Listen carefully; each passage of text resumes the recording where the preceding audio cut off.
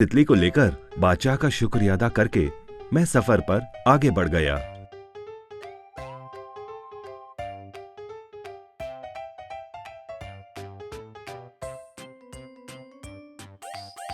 रास्ते में एक बहुत बड़ी गुफा दिखाई दी।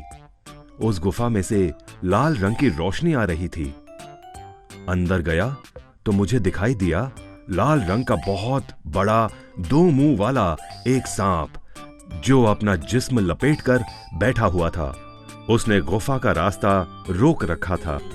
हे 2 मुंह वाले सांप, मुझे गुफा के उस पार जाना है, तो आप मुझे उसके लिए रास्ता दीजिए।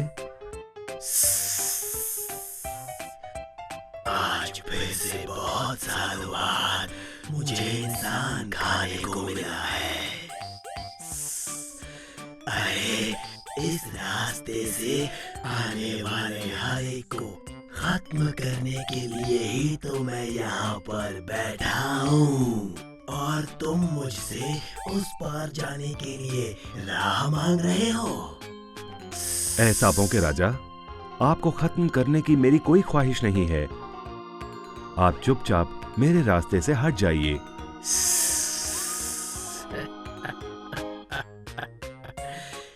ये इतना सा तुम्हारा इंसानी जिस्म मुझे क्या कत्ल करेगा। मैं तुझे पल भर में खत्म कर सकता हूँ, मगर तुझे जलाकर खाने में मुझे ज्यादा मजा आएगा।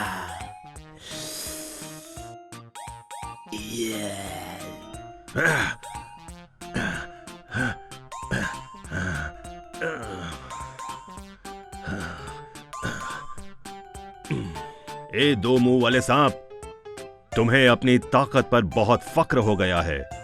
अब तो तुम्हें सबक सिखाना ही पड़ेगा।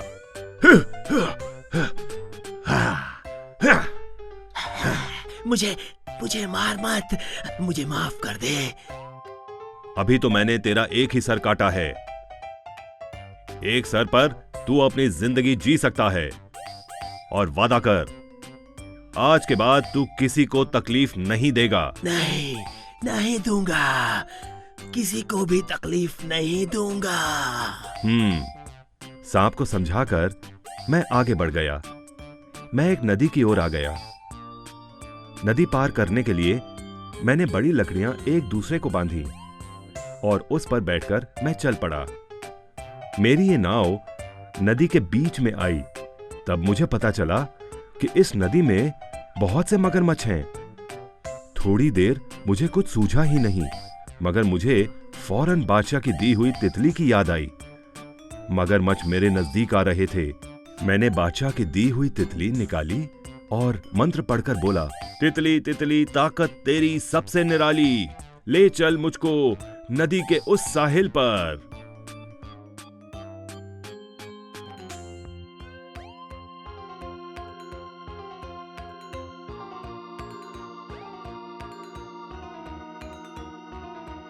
इस जादुई तितली की वजह से मेरी जान बच गई।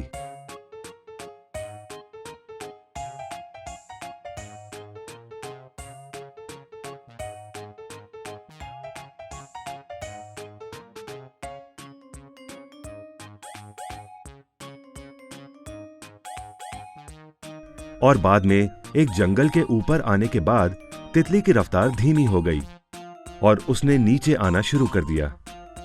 किसी को दगा मत देना, जैसा करोगे वैसा ही फल पाओगे।